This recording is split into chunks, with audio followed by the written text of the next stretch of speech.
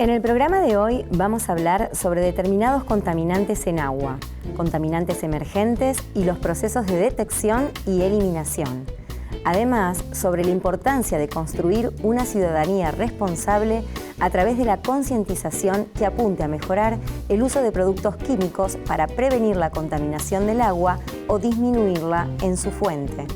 Para ello, estamos con la doctora Albana Marchesini, docente de la Facultad de Ingeniería Química de la Universidad Nacional del Litoral e investigadora del Instituto de Investigaciones en Catálisis y Petroquímica de UNL CONICET.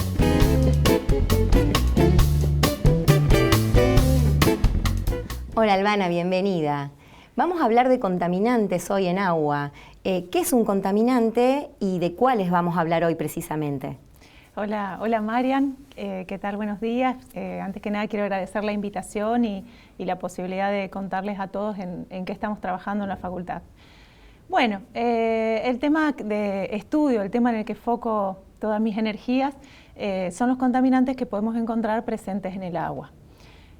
Antes de hablar sobre esto es importante definirlos concretamente y vamos a hablar de que un contaminante es cualquier sustancia que se encuentre en mayor concentración en el agua o que se encuentre cuando naturalmente no debería estar.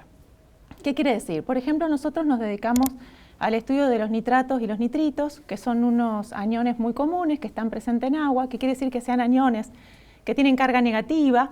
Estos aniones se encuentran naturalmente en una concentración que no debería superar las 10 partes por millón, pero partes por millón sería una parte cada un millón de partes de agua.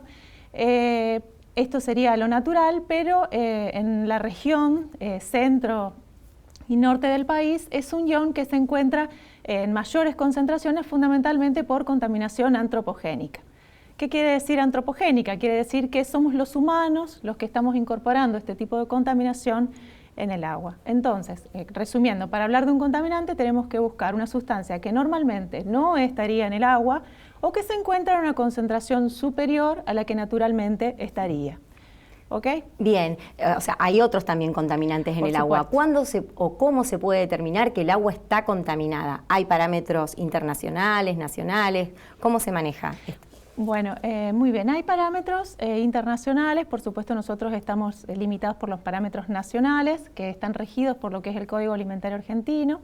Ahí se define perfectamente cuáles son las concentraciones máximas que deberían estar presentes en los cursos de agua, siempre pensando en cuál va a ser el uso en el que se va a dar el agua. Hay distintos tipos de calidades de agua dependiendo el uso que se le va a dar.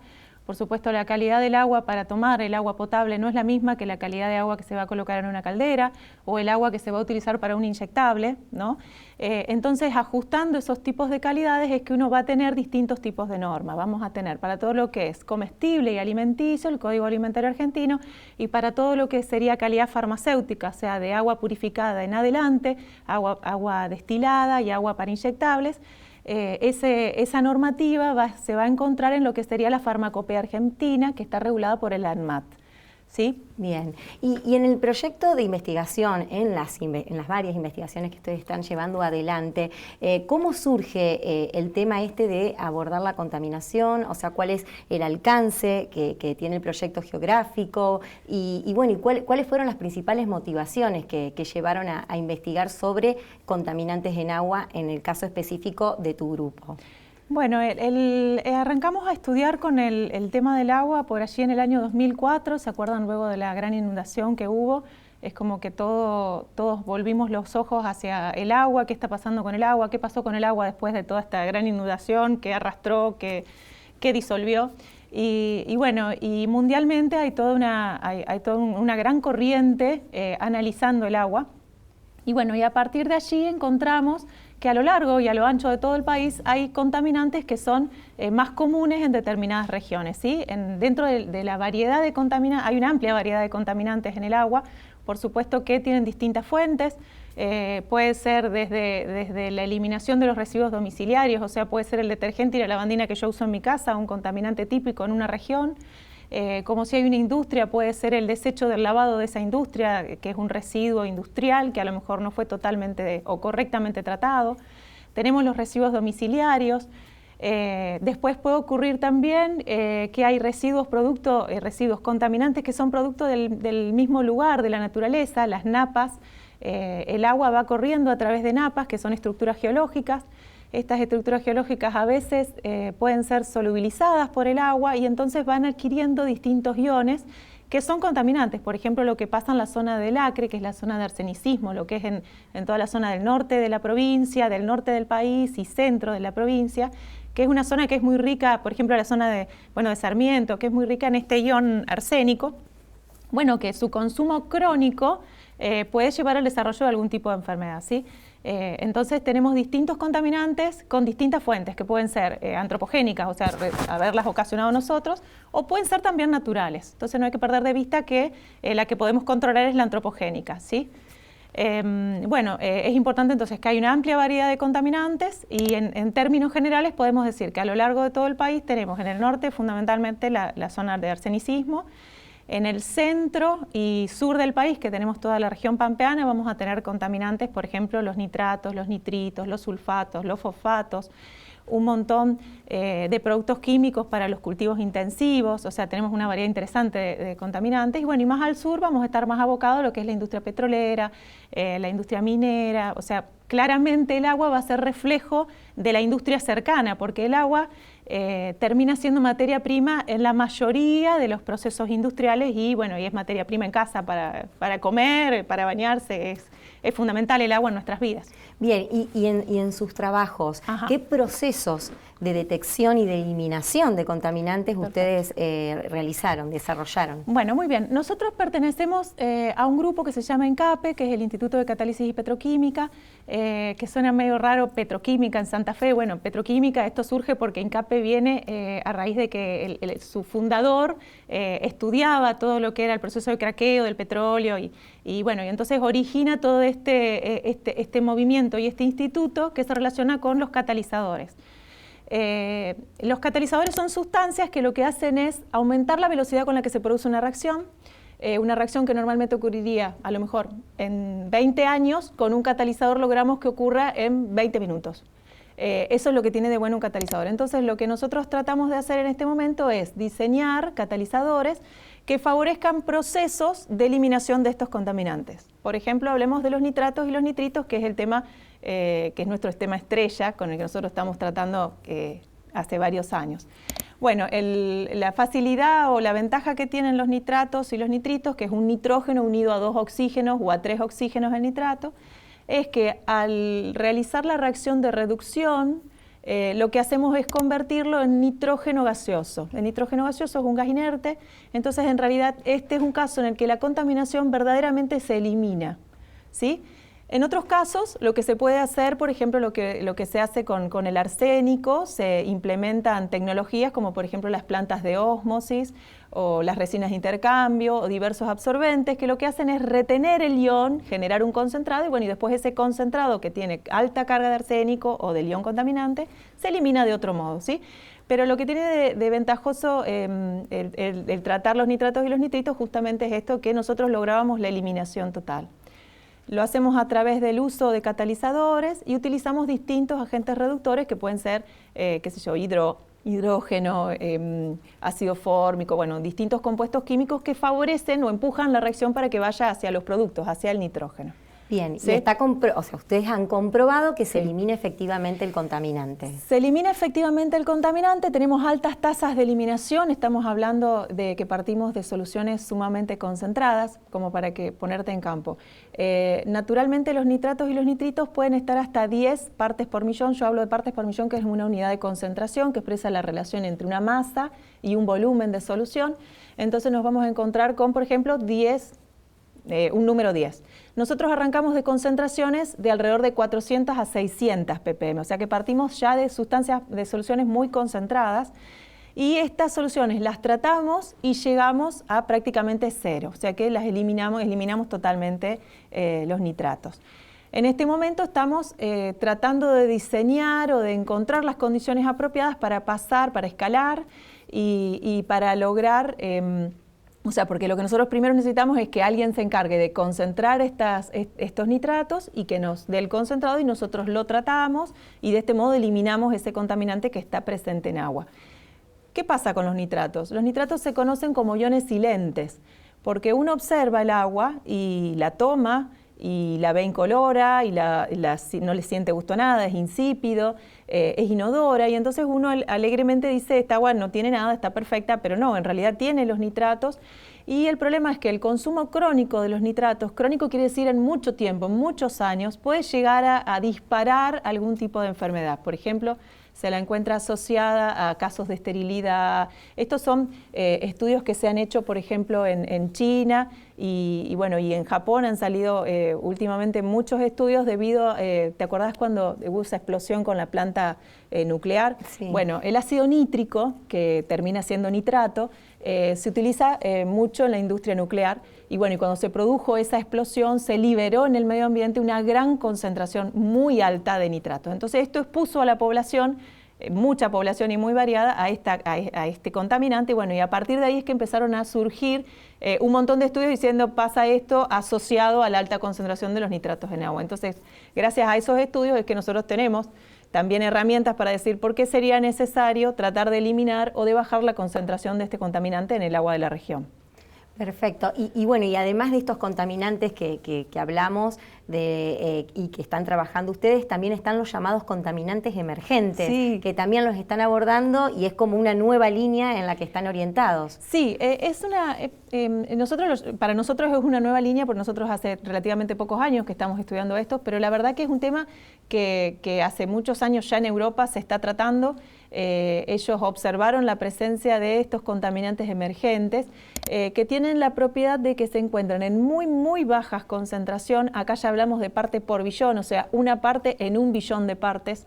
Están en muy baja concentración y tienen la propiedad de tener altísima actividad biológica. ¿Qué quiere decir esto? Que a muy bajas concentraciones provocan efectos biológicos muy grandes. Por ejemplo, hay un grupo en Santa Fe, yo siempre lo traigo a colación porque es bien tangible de nuestra región, que se encarga del estudio del yacaré. Hay todo un proyecto que estudia los yacarés que hay en la región. Bueno, y ellos encontraron que se producía una afectación en el nivel de la reproducción de estos animales debido a la presencia de un contaminante particular que está asociado, que se encuentra, por ejemplo, en los bloqueadores o que se encuentra en diversos fármacos que uno consume y es que después se elimina. Porque ¿qué es lo que pasa? Nosotros cuando tomamos, por ejemplo, un ibuprofeno porque nos duele la cabeza, el cuerpo tiene la habilidad de absorber un porcentaje de ese 100% de ibuprofeno que nosotros consumimos. Y el porcentaje que no absorbe se elimina por orina.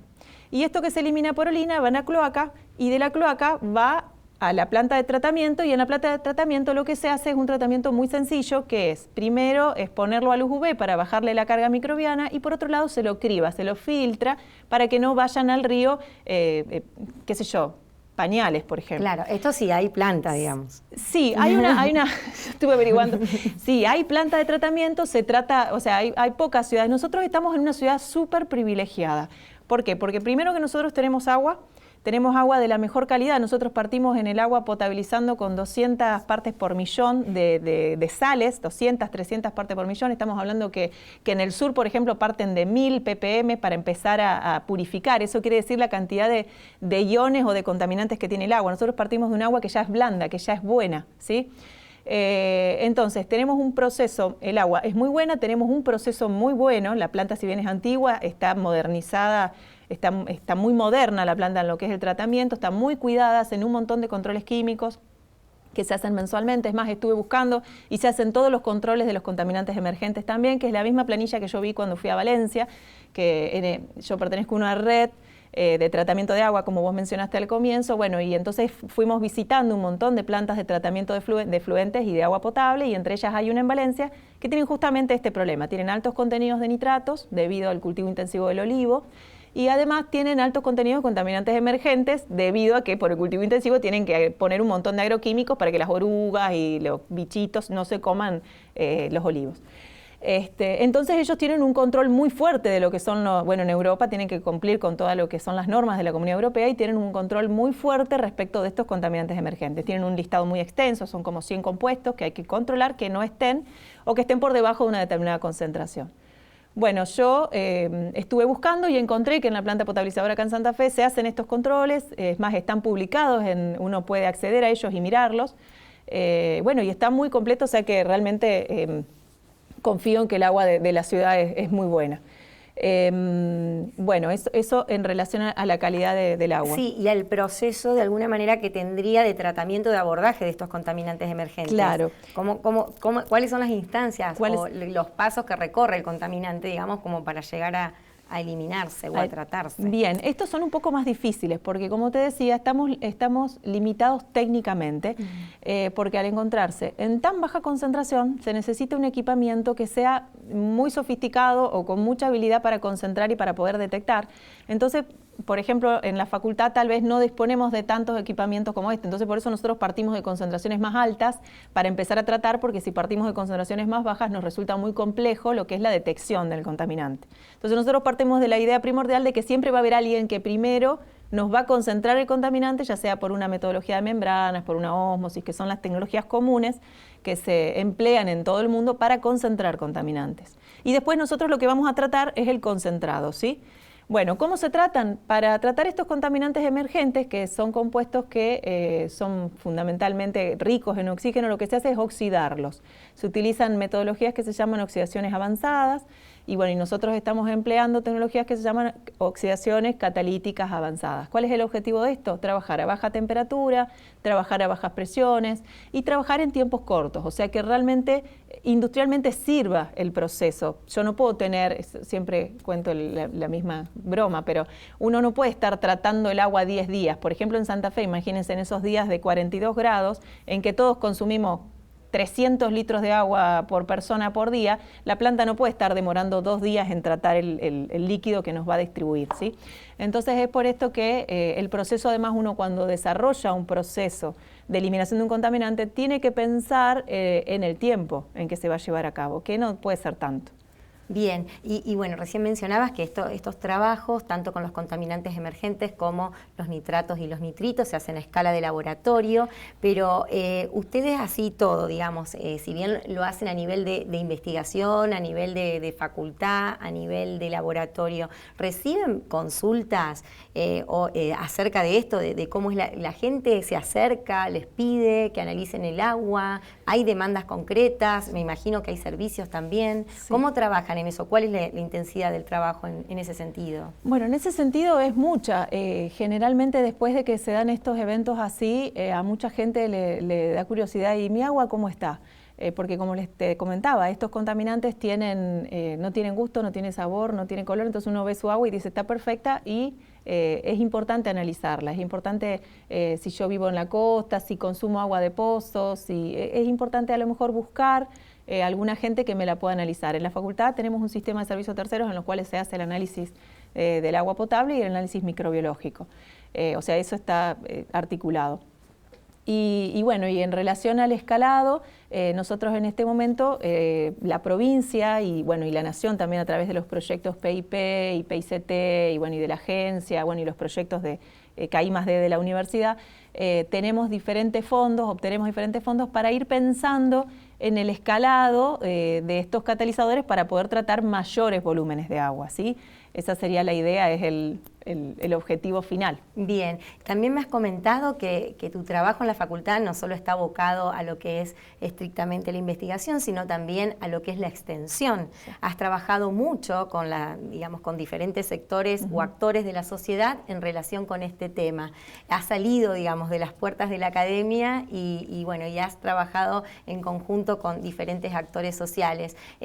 ¿Cómo es tu trabajo en este sentido y qué importancia tiene sobre todo en lo que hace a la concientización y a la construcción de una ciudadanía responsable para mejorar la calidad del agua y evitar la contaminación en su fuente, que es lo que hay que apuntar, ¿no? Exacto, exacto. Bueno, en este sentido yo creo que la ciencia la tenemos que transmitir, no nos la podemos guardar en la facu, no es útil guardada en la facu, es útil si nosotros logramos sacar, involucrar y hacer que la gente participe, ¿sí? Y bueno, y curiosamente el mejor punto para hacer participar son los chicos. Y bueno, y a mí me gusta mucho ir a las escuelas y dar clases, y por ejemplo tengo una plantita potabilizadora armada así con todos los pasos, y les explico lo de los pescados, cómo contamina, bueno, los tipos de contaminaciones, bueno, y todos siempre se involucran mucho, y después los papás me llaman y me dicen, ay, mi nena me dijo que tengo que hacer esto, que tengo que hacer aquello para no contaminar. Y bueno, y en particular, por ejemplo, en una época había unos proyectos que se llamaban Los científicos van a las escuelas, bueno, y yo me contacté con una escuela del Helvecia, la escuela técnica del Helvecia, bueno, allí encontré unos profesores y unos directores excelentes que me dieron lugar, y bueno, y yo me explayé, y bueno, y participamos en Feria de Ciencias, bueno, y inicialmente lo que hicimos fue, buscamos con los chicos los contaminantes más comunes que podía haber en la casa. Entonces, ¿cuáles pueden ser? El detergente y la lavandina, que es una pavada, ¿no? Detergente y lavandina contaminantes. Bueno, entonces lo que hicimos fue exponer estos dos contaminantes, exponer el primer eslabón de la cadena alimenticia en el río, que es la pulga de agua, lo expusimos a diferentes concentraciones de detergente y de lavandina. Bueno, ¿y qué nos encontramos? Que a bajísimas concentraciones de detergente y lavandina las pulgas morían y bueno, se morían, y si se morían las pulgas no había primer eslabón, no había no había alimento para los peces, y si no hay alimento para los peces en una región donde la pesca es una de las principales fuentes económicas, y es un poco ambiguo. Entonces tratamos de, a partir de los chicos, hacer que la información se distribuya en los adultos, y bueno, hicimos folletos y salimos a recorrer la ciudad y tomamos muestra de todos los pozos y muestreamos todos los pozos de la ciudad de Helvecia, y encontramos que en alguno había nitratos, que también además aprovechamos y medimos nitratos y nitritos, bueno, y esto de los contaminantes. Entonces, la extensión que hace la universidad es muy importante porque nos permite involucrar a la sociedad, y permite que la sociedad sepa, pero no para alarmarse, sino para que ella comience a trabajar para sí misma, porque el cuidar el agua es para uno, es para mí, es para mis hijos, es para mis nietos, es para el ambiente. Entonces es súper importante que se involucren con esto de cuidar el agua, en pequeñas cosas. Bueno, es típico, seguramente ya lo han escuchado, cerrar la canilla cuando uno se lava los dientes, bueno, no estar regando la vereda con la manguera, todo ese tipo de cosas que, si bien nosotros tenemos un país rico en agua, tenemos mucha cantidad de agua, pero la distribución no es homogénea. Entonces, así como acá tenemos 500 litros por día, que está medido en la planta potabilizadora por persona, en el norte del país no tienen ni 20. Entonces, por eso también tenemos una responsabilidad civil de cuidar el agua para nosotros y para para las otras personas que viven en nuestro país. Excelente mensaje, Albana. Bueno, te agradecemos mucho la presencia y haber sido tan clara en los conceptos. Así que bueno, muchas gracias. Muchísimas gracias por invitarme. Saludos a todos.